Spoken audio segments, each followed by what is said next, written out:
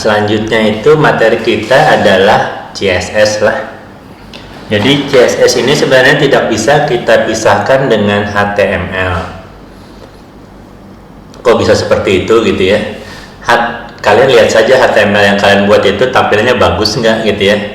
Kalau kalian bandingkan misalnya dengan websitenya Tokopedia, Detik, kemudian Facebook, kemudian Google gitu ya, tampilannya tuh kayak gimana ya? Nggak ada warna, nggak ada layoutnya gitu ya. Jadi seperti rata kiri saja, kemudian menyusun ke bawah sudah gitu ya. Jadi layoutnya itu tidak terlihat gitu ya. Kemudian kalau kita buat gambar pun, gambarnya ya tersusunnya seperti ya entah itu ke kiri tersusun ke kiri menyusun horizontal atau menyusun ke bawah gitu ya. Tidak ada misalnya gambar itu numpuk gitu ya, atau misalnya saling tumpang tindih, itu nggak bisa dilakukan karena pada saat di HTML kita itu seperti punya satu lapis saja gitu, satu layer saja. Tapi kalau misalnya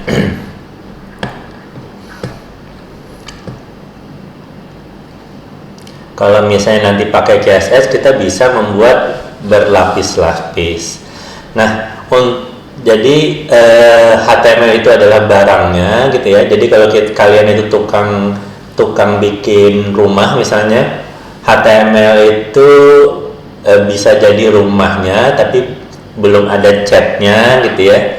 Atau kalau misalnya kalian tukang buat barang, artinya HTML itu ya barangnya, produknya adalah barangnya gitu ya, entah itu meja, kursi tapi belum dicat gitu ya, dan lain-lain gitu ya. Nah, CSS atau kepanjangannya adalah Cascading Style Sheet gitu ya.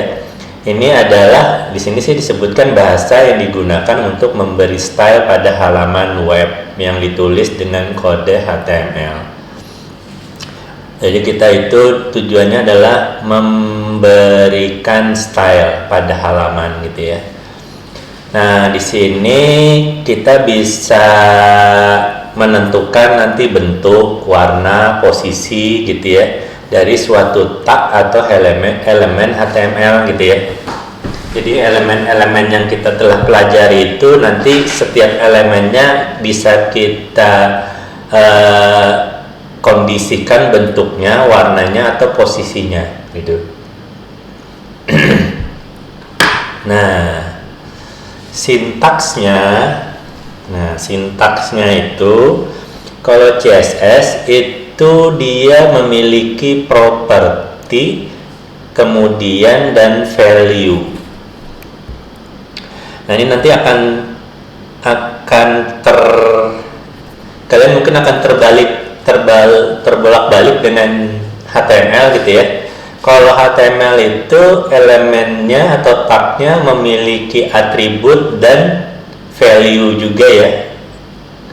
Jadi namanya atribut dan ada value-nya. Kalau di HTML nama atribut kemudian diikuti dengan tanda sama dengan gitu ya. Kemudian diikuti dengan tanda petik baru value-nya gitu ya. Itu di HTML. Kalau di CSS itu nama propertinya diikuti dengan tanda titik 2, kemudian baru value-nya biasanya tanpa ada tanda petik, entah itu petik 1 atau tanda petik 2. Contohnya di sini font size gitu ya, itu nilainya langsung dikasih gitu ya, tanpa ada tanda petik dan pakai tanda titik 2, bukan sama dengan gitu. Nah, jadi sintaknya seperti itu. Kemudian, nah ini nanti properti dan value ini nanti akan kita berikan kepada elemen di HTML gitu ya. Nah, nanti kita lihat ya. Kemudian setiap elemen di HTML itu bisa memiliki properti dan value gitu ya. Jadi di style CSS yang akan kita berikan di elemen HTML, style CSS-nya itu bisa berisi lebih dari satu properti. Artinya nanti setiap properti ada value-nya. Nah, contohnya seperti ini nih. Properti 1 ada value-nya, properti 2 ada value-nya, properti 3 ada value-nya, dan seterusnya. Bisa banyak gitu ya properti dan value-nya yang akan kita berikan kepada elemen atau tag HTML. Untuk memisahkan antara properti dengan properti lainnya itu kita menggunakan tanda titik koma gitu ya, bukan tanda koma ya, jadi titik koma. Ini anggap aja seperti kita nulis satu baris gitu ya di pemrograman Java atau program yang lain gitu ya, diakhiri dengan tanda titik koma gitu ya. Artinya kita bisa menulis lebih dari satu, misalnya kita bisa menulis satu baris itu tapi terdiri dari beberapa properti gitu ya. Jadi pemisahnya pakai tanda titik koma. Nah, contohnya seperti ini. Jadi di sini propertinya, nama propertinya adalah font size, kemudian nih value-nya 14 pixel. Kemudian tanda pemisahnya itu titik koma. Kemudian font family. Nanti namanya value-nya apa? Kemudian dipisahkan lagi titik koma. Kemudian tag transform dan lain-lain. Kemudian dipisahkan lagi dengan titik koma atau diakhiri dengan titik koma.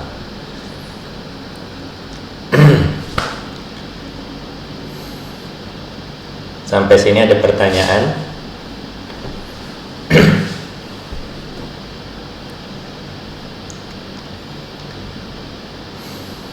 Oke, saya lanjutkan dulu ya. Nanti baru kita lihat contohnya. Kemudian tata cara penggunanya nih. Tata cara penggunanya itu ada 3. Pertama itu inline CSS. Kalau inline CSS ini artinya nanti CSS-nya kita langsung berikan kepada elemennya gitu ya. Jadi kita langsung berikan di setiap elemen. Kemudian ada internal CSS. Di internal CSS ini agak beda.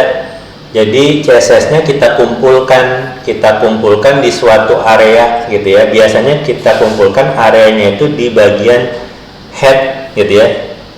Di bagian head dari HTML-nya. Jadi kita kumpulkan di situ. Nah, kemudian ada external CSS. External CSS ini style CSS tadi atau CSS-nya tadi itu kode CSS-nya kita simpan ke dalam sebuah file gitu ya. Kemudian nanti HTML tinggal menunjuk atau meload file tersebut. Jadi halaman itu bisa menggunakan style dari file yang style yang ada di file yang kita tunjuk itu gitu ya. Nah, kita lihat dulu ya yang inline CSS. Nah, jadi di inline CSS itu langsung kita berikan stylenya itu pada elemen atau tag HTML. Misalnya nih saya punya tag HTML. Nah, untuk memberikan style CSS kita harus menambahkan atribut style di elemen atau tag HTML tersebut. Kemudian nilai dari atribut style ini adalah properti dan value dari CSS ini. Nah, seperti itu.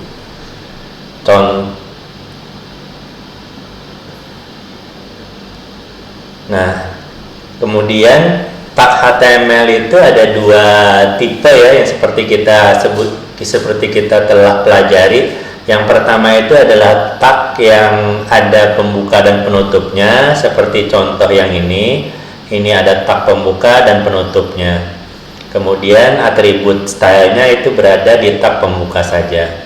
Kemudian ada juga tag yang tanpa pembuka dan penutup seperti ini gitu ya.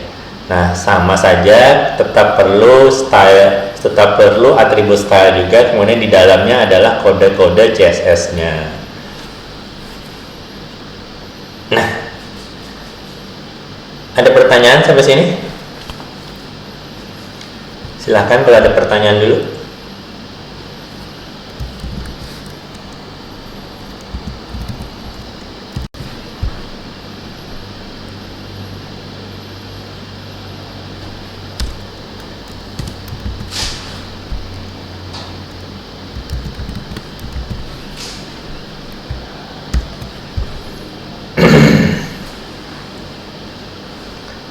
Ini saya contohkan ya, yang inline dulu.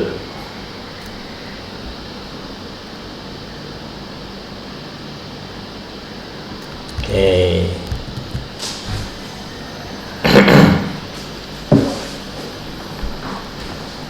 CSS inline. Nah, jadi CSS itu tujuannya adalah kita ingin memberikan entah itu bentuk, warna, atau posisi terhadap elemen atau tag HTML. Karena tujuannya adalah visual gitu ya, bentuk itu kan visual, posisi juga visual, kemudian warna juga visual yang kita lihat gitu ya. Maka CSS itu umumnya hanya berlaku pada tag body dan tag-tag di dalam body gitu ya. Jadi tidak pernah ada CSS itu di head gitu ya, di title gitu ya.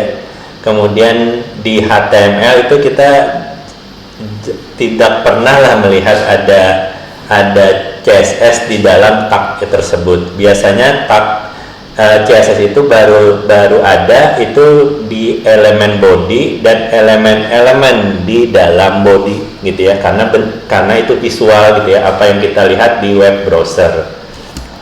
Nah, kalau inline maka maka kita cukup menambahkan atribut style ya.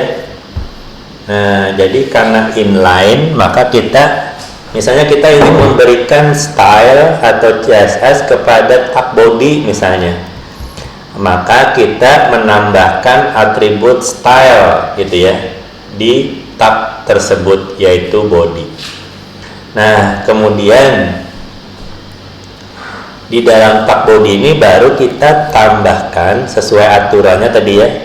Jadi sesuai aturannya di dalam tag ini baru kita tambahkan properti dan value. Bisa satu saja atau bisa lebih dari satu, gitu ya. Di sini saya tuliskan hello world, gitu ya, misalnya. Nah, sekarang saya perlihatkan ya tampilan seperti itu ya. Cuma ada tulisan seperti ini, hello world, kecil lagi. Nah, kemudian saya berikan style sekarang. Nah, kalau ingin melihat ada properti apa saja, kalian bisa pakai, kalau di sini sih pakai kontrol spasi ya. Nah, nanti kalian bisa lihat ada properti CSS nih. Dari di sini sih dari huruf B ya, dari huruf B sampai enggak urut ternyata. Jadi propertinya banyak nih, untuk satu elemen itu banyak. Nanti kalian cukup ingat yang perlu-perlu saja ya. Jadi perlu ingat yang perlu-perlu saja. Nah, CSS itu juga sangat berpengaruh terhadap web browser ya. Jadi ada web browser yang menciptakan CSS yang hanya dikenali oleh web browser dia saja. Contohnya nih ya, kita lihat biasanya itu style properti yang khusus untuk sebuah web browser itu diawali dengan tanda dash atau tanda strip seperti ini ya. Kalian lihat di layar tuh. Umumnya kan nggak ada tanda stripnya nih, kayak scroll gutter, scroll bar width gitu ya, shape margin gitu ya. Itu kan nggak ada tanda stripnya di depannya gitu ya. Nah, tapi yang mouse ini ya, ini depannya nih ada tanda stripnya gitu ya. Nah, ini misal mouse ini mungkin untuk Mozilla gitu ya, web browser yang berbasis Mozilla gitu ya. Jadi ini hanya bisa dikenali oleh web browser berbasis Mozilla. Kemudian ada MS nih, artinya nih style ini hanya dikenali oleh web browser yang berbasis Microsoft yang seperti Internet Explorer misalnya. Kemudian ada Opera nih, ada O gitu ya. Nah ini mungkin untuk Opera misalnya, nanti kalian cari tahu sendiri ya. Kemudian ada WebKit gitu dan lain-lain. Tapi kalau yang normal sih biasanya nggak ada yang bisa dikenali oleh semua browser sih, nggak ada tanda stripnya di depannya gitu ya. Nah kita mulai, misalnya kita kasih BG color atau backgroundnya. Oh background, bukan BG color ya, background misalnya. Backgroundnya misalnya kita kasih 10000 gitu ya, hitam. Kita lihat ya, ini warna apa? Warna hitam ternyata. Oh iya. Kalau di sini bisa milih ya, kebetulan. Nah itu.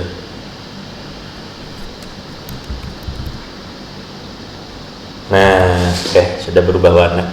Nah, jadi di sini ini nama propertinya, kemudian tanda titik 2, kemudian ini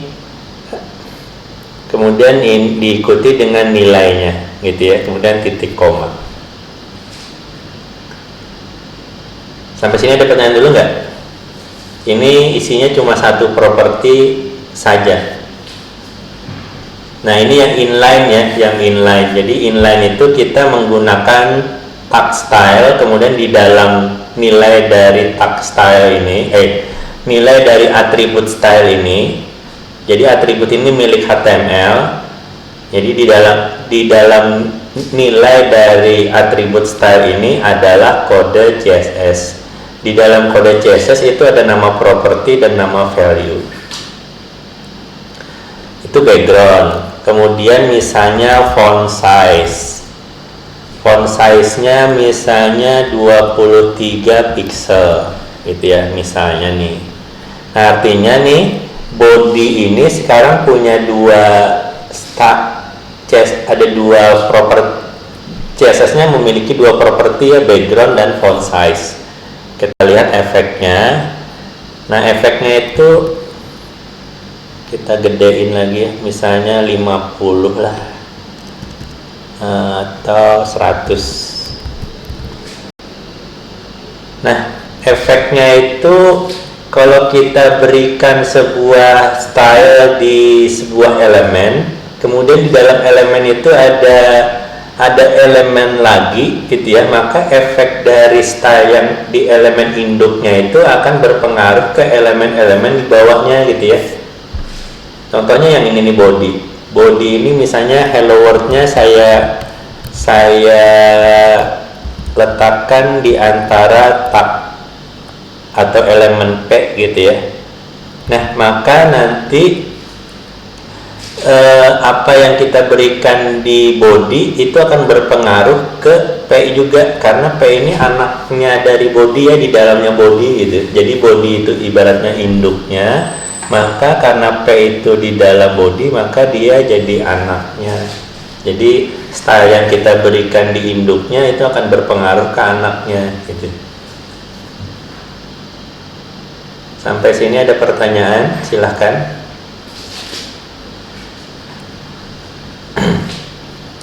Nah kemudian kalau misalnya di body kita berikan style, tag P pun bisa kita berikan style juga gitu ya. Misalnya di sini font size-nya saya berikan dia 13 pixel gitu ya. Saya buat 2 ya biar terlihat bedanya ya.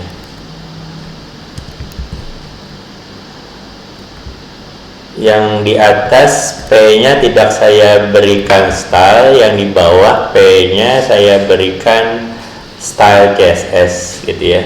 Sekarang kita lihat. Nah, yang ini yang pertama, yang ini yang kecil nih di bawah itu yang kedua. Atau biar terlihat saya beri 50 gitu ya. Nah, yang di atas yang pertama, padahal yang di atas ini enggak saya berikan style ya, tapi dia kena pengaruh style dari induknya yaitu yang body gitu ya. Kemudian yang di bawah, P yang di bawah saya berikan stylenya, maka pengaruh dari induknya hilang ya, maka dia menggunakan pengaruh dari style dirinya sendiri gitu.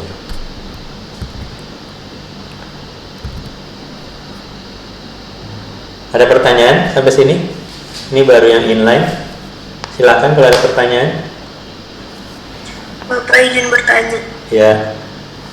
Untuk masalah font tadi itu Pak, kita harus download fontnya dulu Kak, atau ada extension dari aplikasi yang ini nih Pak untuk daftar font yang baru? Fontnya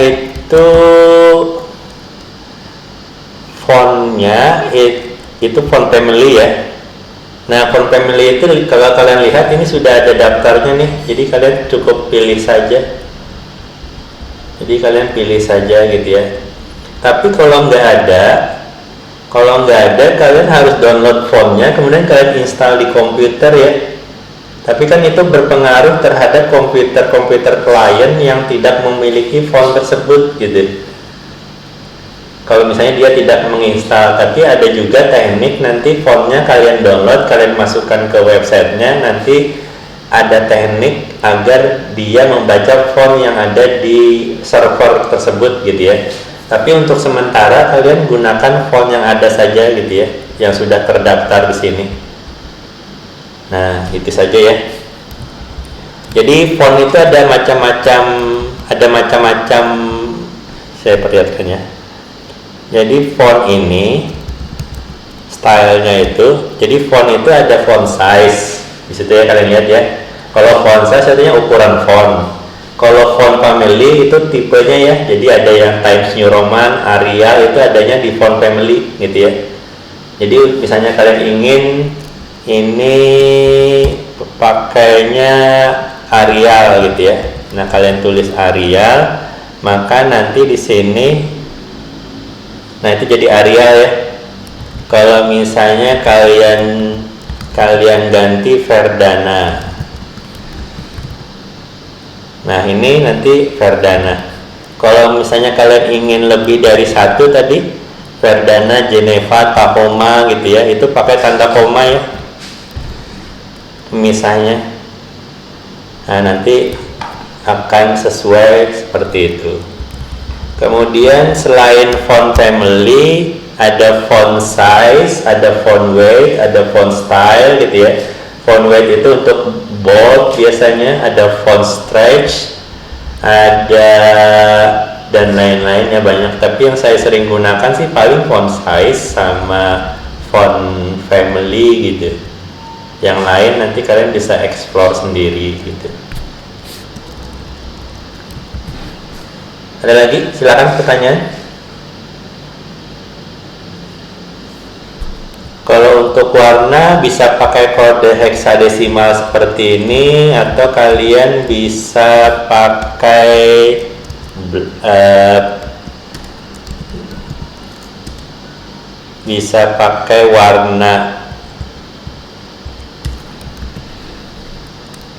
warna tulisan gitu ya, jadi grey gitu ya, seperti ini gitu. Jadi ada background, kemudian ada color. Kalau color itu untuk biasanya ke teksnya gitu ya. Nah, kalian lihat ya, kalau color itu mewarnai si objeknya gitu. Ada pertanyaan nggak? Silakan, biar kita jelas dulu. Selanjutnya sih kalian tinggal mengikuti contoh yang di buku saja. Ini yang inline ya. Jadi inline itu kita gunakan atribut style untuk setiap setiap elemen atau tag HTML. Misalnya atributnya ingin kita berikan style, maka atribut itu harus ada atribut. Kalau misalnya elemen atau tag HTML tersebut ingin kita berikan style CSS, maka atribut atau tag tersebut harus memiliki atribut style gitu ya.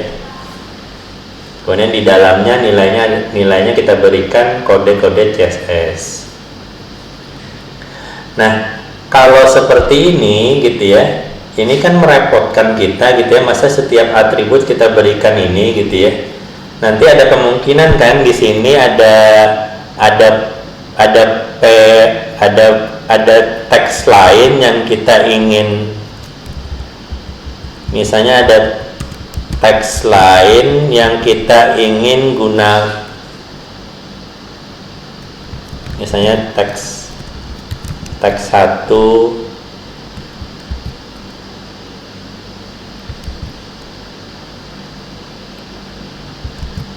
ada teks 1, ada teks 2 gitu ya. Masa setiap ada P harus kita tuliskan style seperti ini gitu ya? Ada nggak cara lain yang lebih ringkas biar kode kita rapi gitu ya?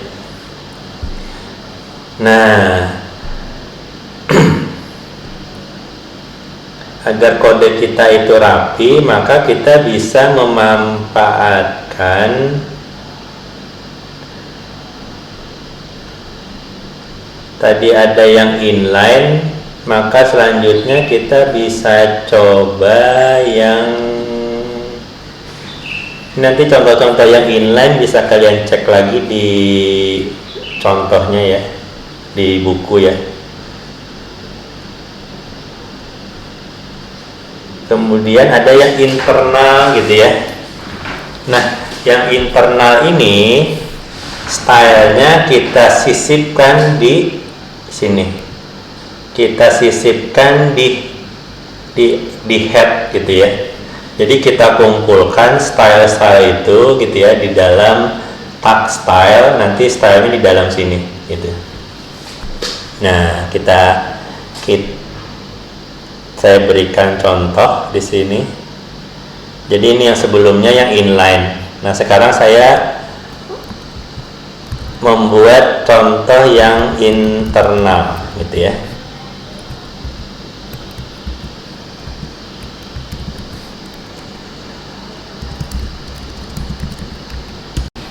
Nah, artinya kita tidak ingin stylenya itu langsung ditulis di sini ya, di setiap tag kita ingin dikumpulkan dulu di sini.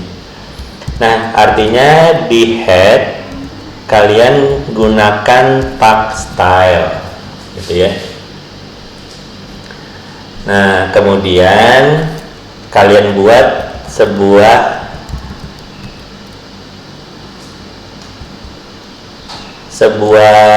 misalnya apa ya? Oke. Misalnya kita ingin menandai atau memberikan style untuk body misalnya. Maka kita tulis saja di sini body, kemudian kita berikan tanda kurung buka dan kurung tutup gitu ya. Nanti kita lihat. Oke. Nah, kemudian yang ini yang awalnya di dalam body tadi, sekarang kita pindahkan ya.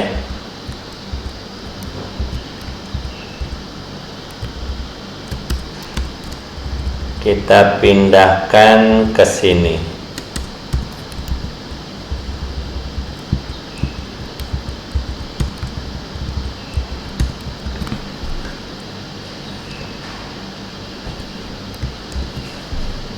Nah, jadi ini kita tunjuk ya, kita mau menunjuk siapa sih yang punya style ini gitu ya. Karena di sini body, maka kita tulis di sini juga body ya. Jadi karena kita ingin memberikan style untuk elemen body, maka nanti kita sebutkan di sini nama elemennya, kemudian kita sebutkan di sini style-stylenya, gitu ya. Nah, kalau sekarang di body sudah nggak ada style tadi ya, sudah bersih gitu. Nah, tapi kalau kita lihat nih sekarang, nih halamannya kita lihat. Nah, kalau kita lihat stylenya masih tetap ada gitu ya, stylenya masih ada. Tapi kalau kita lihat di kodenya yang body itu nggak ada stylenya. Jadi caranya di sini kita buat dulu tag style, kemudian di dalamnya kita tunjuk elemen mana sih yang ingin kita berikan stylenya. Karena di sini kita ingin memberikan style pada elemen body, kita tulis body. Kemudian kita buka dengan kurung kurawal, buka dan kurung kurawal tutup. Di dalamnya adalah kode CSS-nya. Mau kita berikan di sini ada property color, kemudian warna, kemudian value-nya white, property background, value-nya gray, property font dash size, nilai value-nya adalah 100 pixel, gitu ya. Nah, kemudian yang ini nih lagi nih. Nah, ini kan lumayan nih, misalnya ada 1000 baris, kita punya 1000 yang seperti ini, gitu ya. Itu menu-menuhin aja nanti, gitu ya. Nah, kita buat lagi misalnya di sini, tapi di sini tidak semua yang P gitu ya, yang ingin punya style seperti itu gitu ya. Kalau kita ingin semua P ingin punya style seperti ini, maka kita tinggal tunjuk saja elemen P gitu ya, kemudian stylenya yang ini.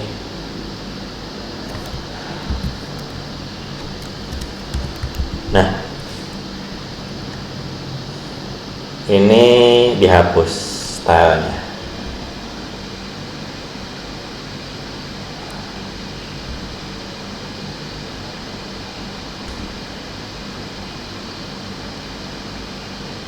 Nah, ini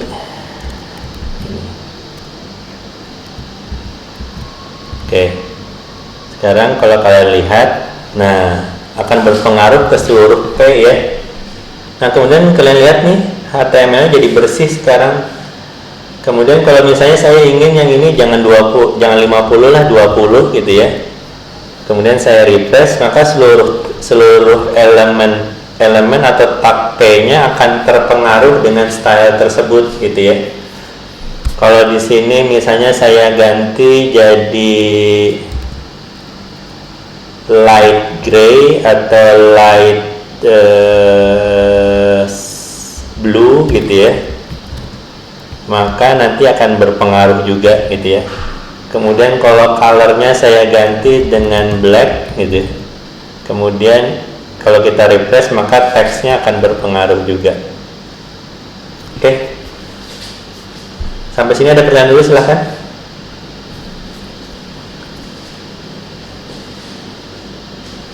Silahkan kalau ada pertanyaan.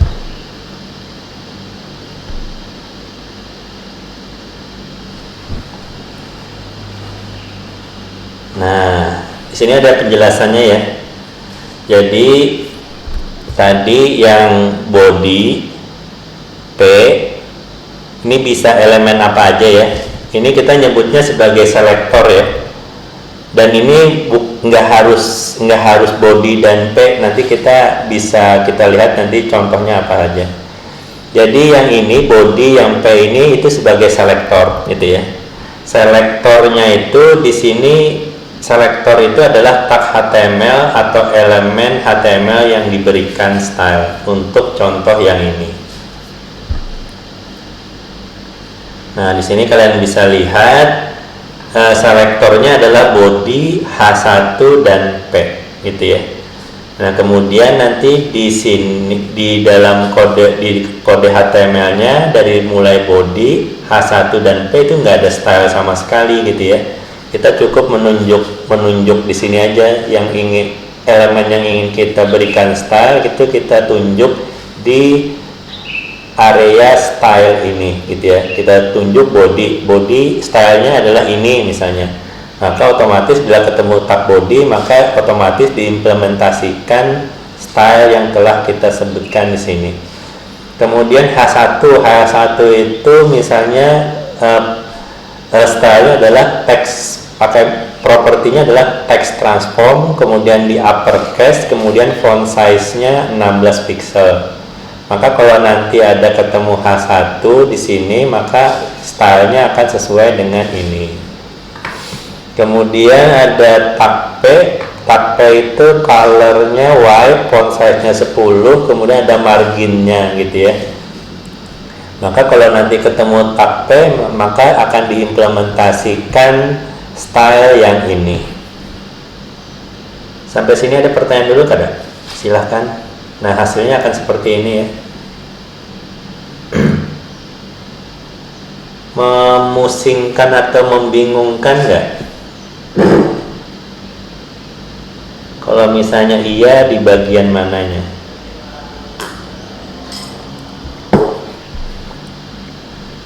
Jadi bisa saya ulang.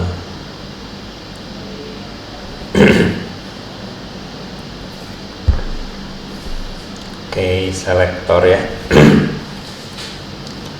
Nah, ini kalau ada pertanyaan langsung kalian ketik di kolom chat ya.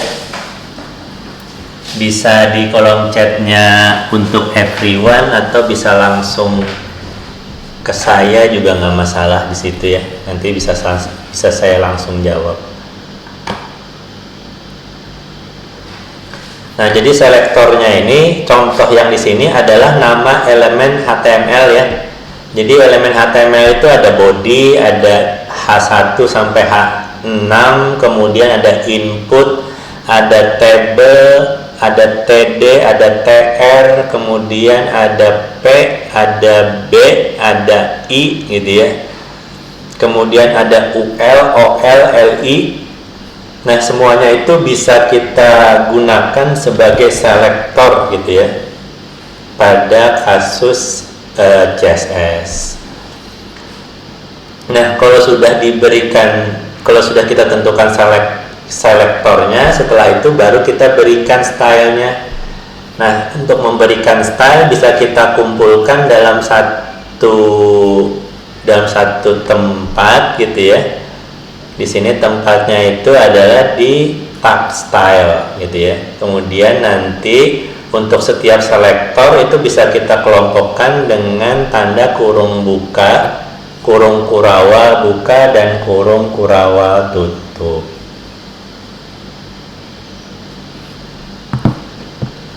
Gitu. Di contoh ini kita menggunakan selektornya adalah nama elemen atau tag HTML. Nah, selektor yang lain gitu ya. Nah, ini selektor yang lain itu adalah kelas gitu ya.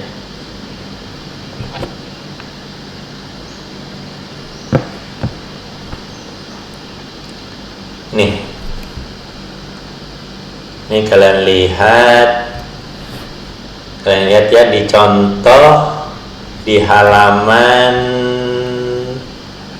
125 gitu ya.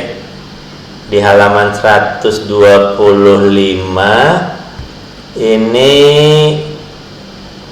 kita lihat dulu di kode HTML-nya ya.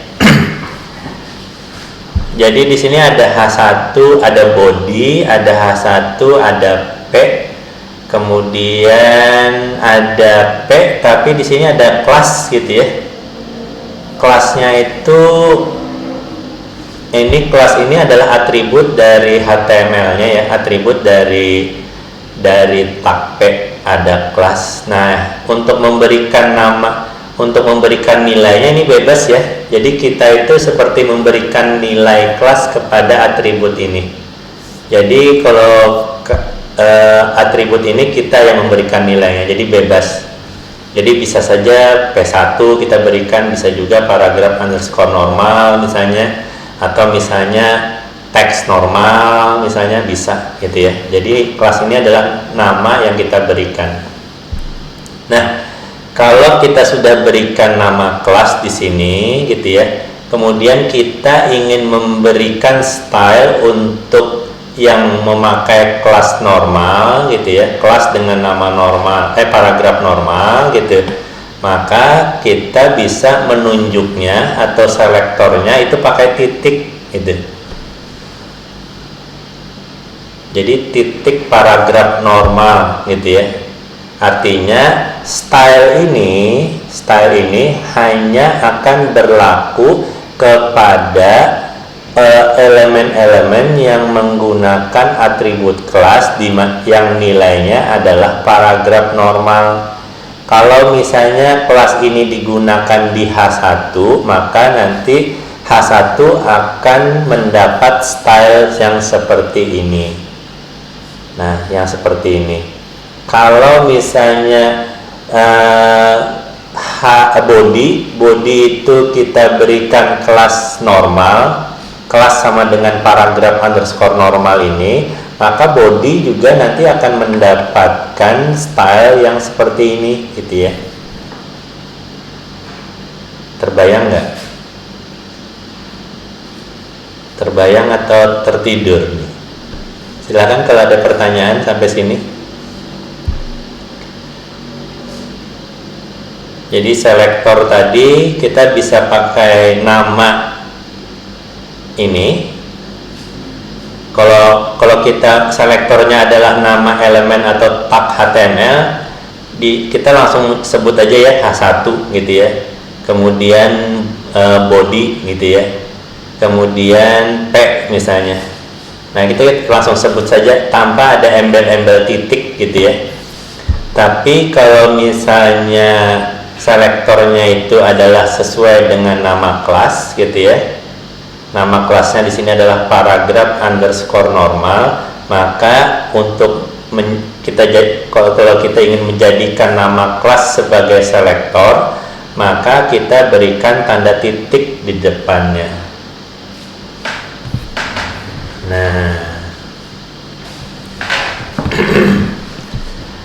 Nah, kemudian nanti elemen-elemen yang ingin diberikan style seperti ini harus kita berikan kelas sama dengan nama ininya,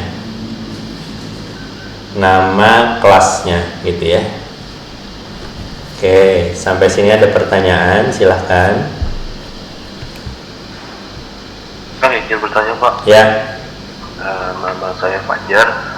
Jadi biasanya kan pada saat kita mengakses web itu di bagian title-nya itu biasanya running text maupun ada gambarnya. Itu bagaimana cara membuatnya Pak?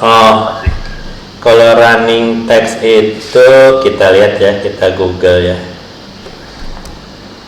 Title HTML running text.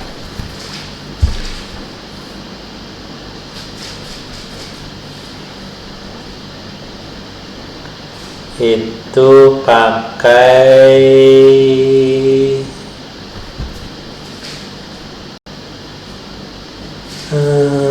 sebentar, apa ya, saya lupa ya, sebentar ya. Dulu saya pakai seperti itu tapi enggak lagi.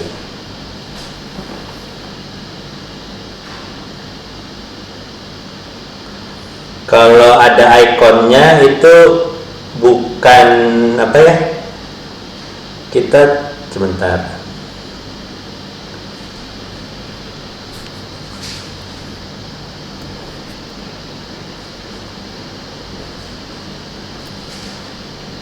Marquee bukan.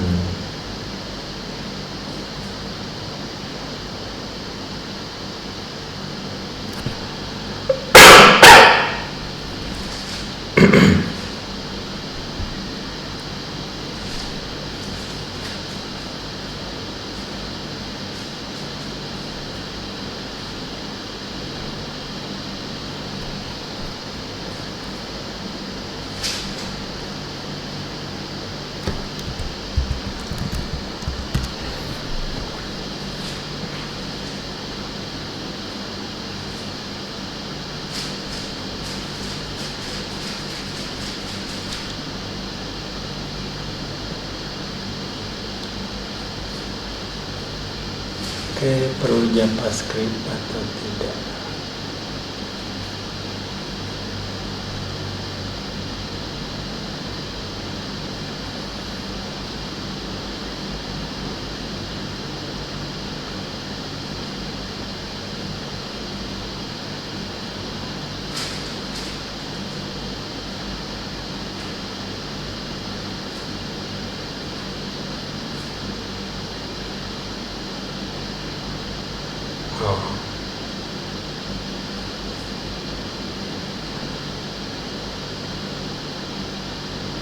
Oh iya. Kalau running text-nya ini perlu JavaScript ya. Jadi yang di title itu perlu JavaScript. Kalau yang icon itu nggak perlu. Kalian cukup buat saja di root foldernya itu kasih aja kasih saja gambar dengan extension .ico gitu ya, ico gitu ya. Nanti otomatis si browsernya akan memberikan gambar gitu ya, atau icon pada tabnya gitu ya. Coba ya kita lihat title image icon.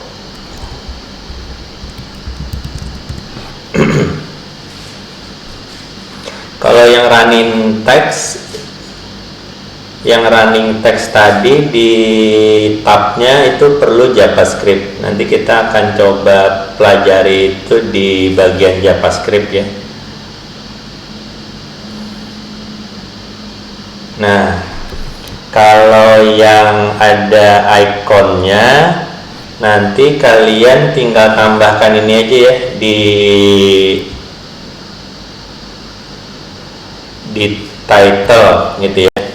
Jadi di title kalian tambahkan link, kemudian atribut rel, kemudian icon, kemudian nanti di situ kalian tentukan link si ikonnya itu apa gitu ya. Nanti akan jadi icon di atasnya gitu. Kita coba aja ya, beneran nggak gitu. Jadi tadi di sini link,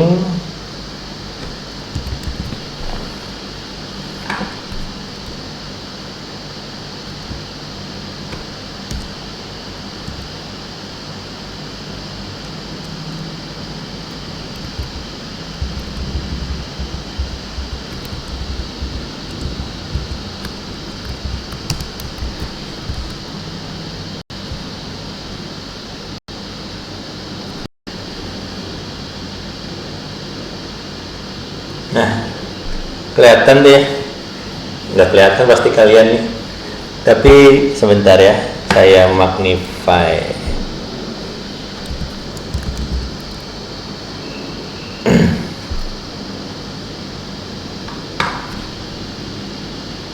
Nah itu lihat di tabnya, di tab itu ada icon DG ya.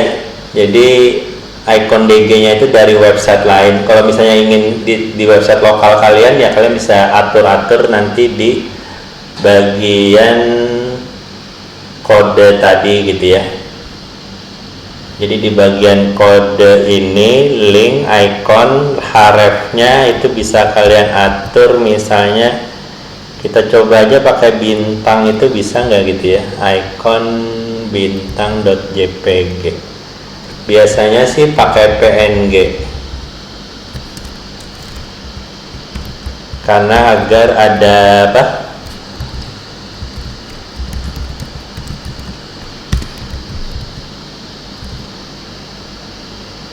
nah itu ya, kalian lihat sekarang pakai JPG ternyata juga bisa. Nah ini kalian lihat di tabnya itu ada gambar bintang ya. Nah jadi itu untuk mengubah ikonnya, jadi pakai link tadi. Oke, ada pertanyaan lain silakan. Kalau yang running text nanti kita coba di JavaScript ya. Oke, silakan pertanyaan lain. Dan itu bukan CSS ya artinya. Jadi yang link ini HTML biasa gitu ya, bukan CSS.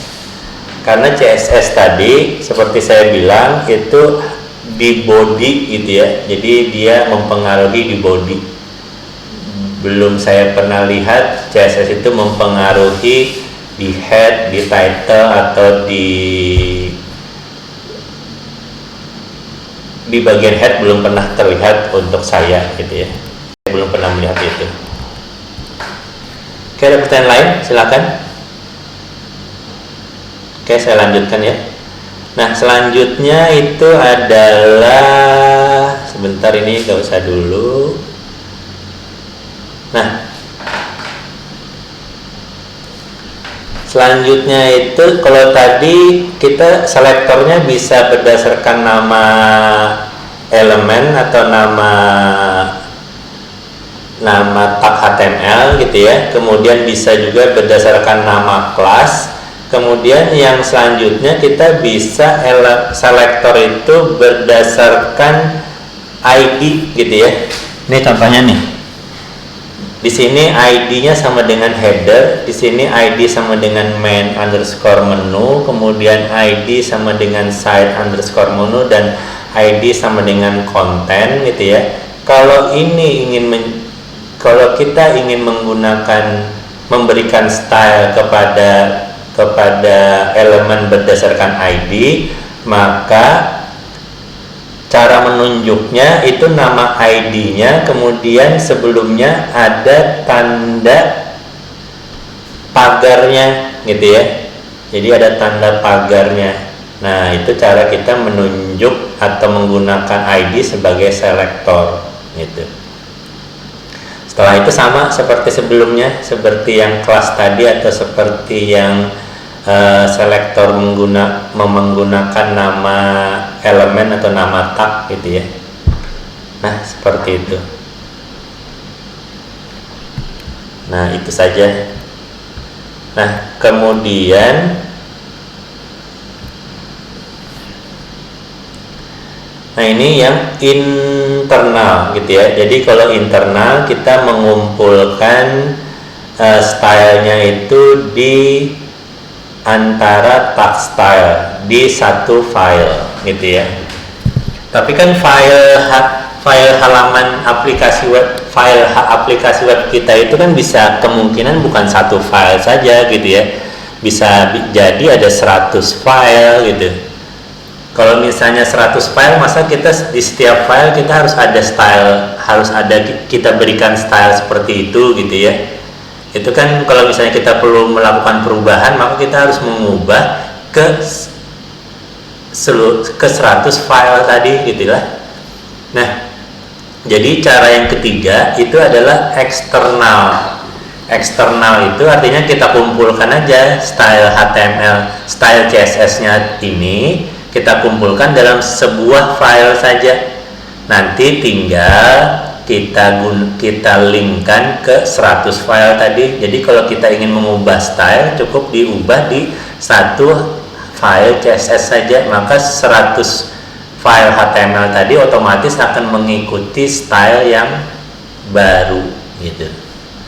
Nah, itu disebutnya sebagai eksternal CSS. Di sini kita menyimpan CSS pada sebuah file. Nah, untuk menghubungkan antara halaman HTML kita dengan file CSS tadi, kita menggunakan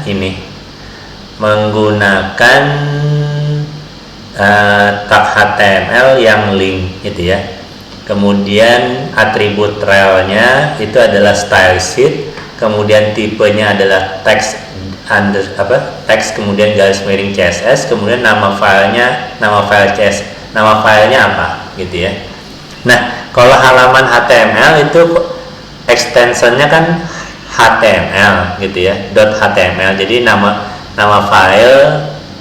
filenya kemudian extensionnya yaitu HTML.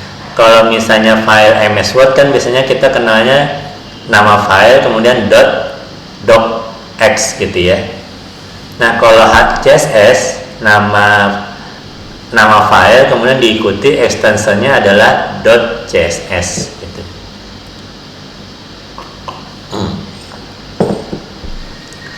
Nah, setelah itu kita cukup link sudah setelah ini kita linkkan dengan file CSS-nya gitu ya. Maka otomatis seluruh elemen yang ada di file HTML tersebut akan mengikuti aturan yang kita tulis di file CSS yang telah kita buat gitu ya. Nah, jadi untungnya seperti itu gitu ya. Tapi boleh nggak kita gabung-gabung gitu ya? Maksudnya kita tulis di inline, di setiap tag kita berikan style CSS, kemudian di filenya kita berikan internal CSS, kemudian kita berikan juga external CSS. Boleh nggak seperti itu? Nggak masalah gitu ya, sesuai kebutuhan saja gitu ya. Jadi nggak harus misalnya kalau misalnya sudah eksternal, di dalamnya kita nggak boleh ada internal dan inline lagi misalnya, nggak harus seperti itu. Jadi sesuai dengan kebutuhan saja. Kalau memang kita perlu menambahkan inline ya tambahkan aja gitu ya. Tapi memang lebih rapi kalau kita misalnya kita buat di eksternal saja gitu. Nah, tapi dalam pelajaran kita gitu ya, dalam buku ini itu contoh-contohnya kebanyakan yang menggunakan internal ya. Karena kalau kalian menggunakan eksternal, nanti file CSS ini biasanya tercache ya, tercache. Jadi kalau kita sudah ubah-ubah di file tersebut, itu nggak akan kita seperti tidak melihat perubahan yang kita ubah gitu. Karena tadi ada proses cache dari web browser gitu ya. Kecuali kalian clear cache dulu gitu ya. Tapi masa setiap kita mengubah file CSS kita clear cache dulu gitu ya. Jadi sebaiknya pada buku ini makanya dicontohkannya yang internal gitu ya. Nanti kalau sudah rampung baru kita pindahkan dalam satu file khusus misalnya. Bisa seperti itu. Jadi pada saat development kita pakai internal, nanti kalau sudah kita hosting gitu ya atau kita deployment gitu, kita pisahkan dalam satu file CSS sendiri. Oke. Ada pertanyaan silakan.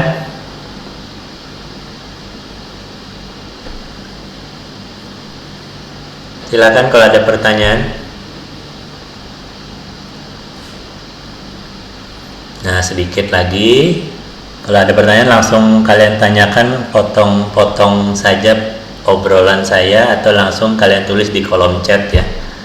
Nah, sedikit lagi masalah selektor ya. Tadi selektornya sudah saya beritahu, selektornya tadi bisa pakai nama dari elemen HTML-nya. Kalau pakai menyebutkan nama elemen HTML-nya, itu artinya tidak ada embel-embel titik dan tidak ada embel-embel tanda pagar gitu ya.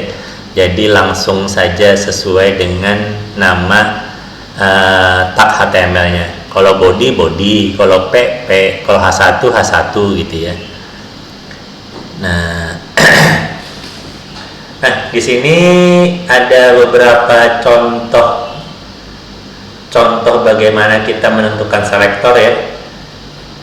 Jadi di bukunya sudah dijelaskan bagaimana kalian menentukan selektornya, entah itu pakai nama tag HTML, pakai nama kelas atau nama ID gitu ya. Jadi kalau misalnya ini nih, kalau misalnya P saja, ini sudah jelas nih, ini selektornya ini berdasarkan tag HTML-nya. Jadi seluruh tag HTML yang menggunakan yang nama tagnya adalah P itu nanti akan mendapat style seperti ini. Kemudian kalau misalnya ada tanda pagarnya, pasti ini adalah ID gitu ya. Jadi tag HTML yang akan mendapat style seperti ini gitu ya. Kalau misalnya tag HTML itu memiliki atribut ID yang nilainya adalah P2. Kemudian, nah kalau misalnya kalian melihat seperti ini, ada tanda titiknya di depan, maka style ini nanti akan diberikan kepada seluruh elemen yang di dalamnya memiliki atribut kelas, yang mana nilai dari atribut kelasnya tersebut adalah P3, gitu ya. Nah, mungkin dari saya cukup sampai sini dulu. Selanjutnya kalian baca dan kerjakan, baca tentang selektor, gitu ya. Ini selektornya sudah diberikan di sini bagaimana cara menentukan selektornya. Ada contoh-contohnya juga, penjelasannya juga, gitu ya.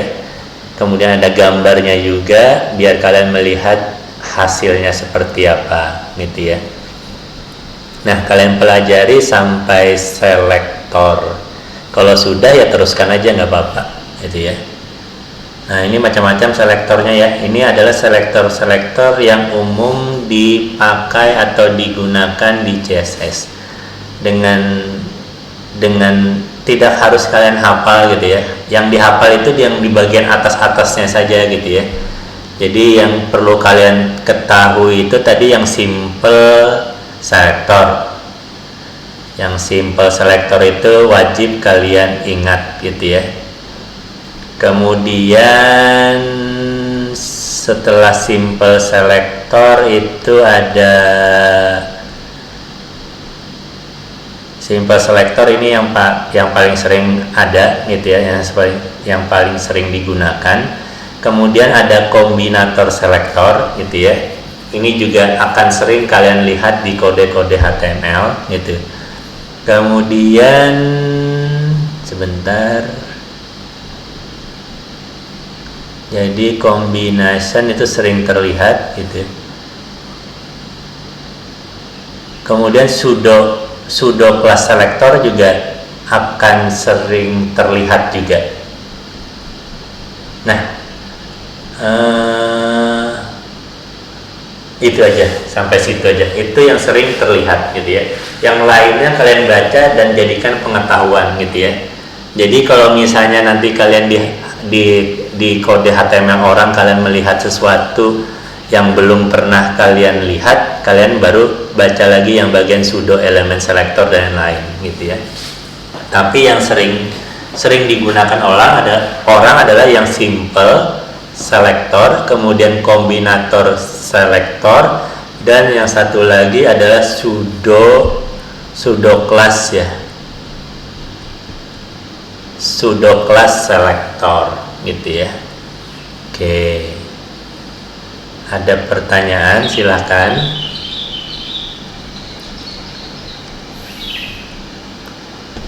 Kemudian nama properti dari CSS dan nilai-nilainya itu bisa kalian pelajari dan kalian ingat-ingat dengan cara mengikuti latihan yang ada di buku ini, gitu ya. Ini rasanya sudah lengkap, gitu. Oke, ada pertanyaan, silakan. Saya tunggu pertanyaannya.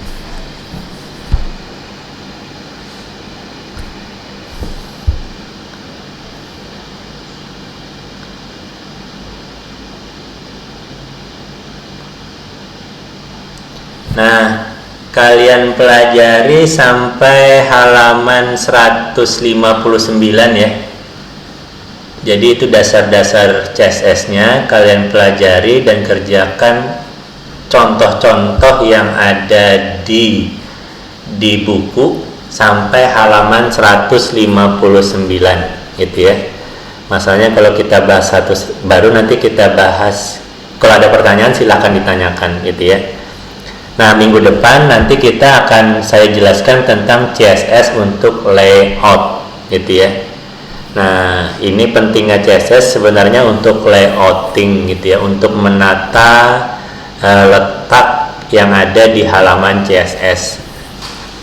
Kalau misalnya nanti kalian jadi web designer gitu ya, ini adalah kemampuan utama yang harus kalian miliki, yaitu membuat layout dengan CSS gitu ya.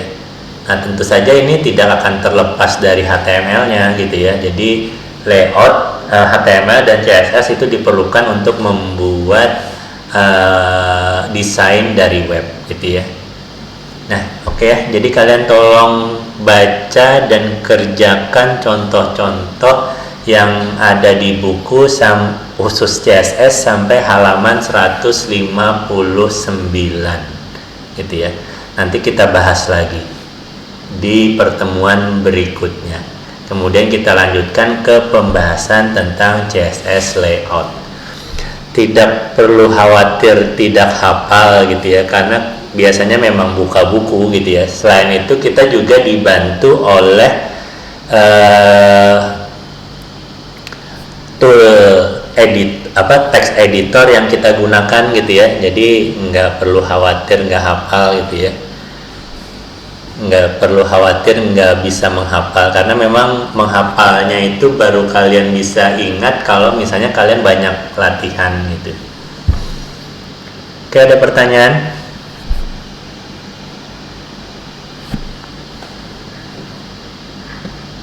Tidak ada.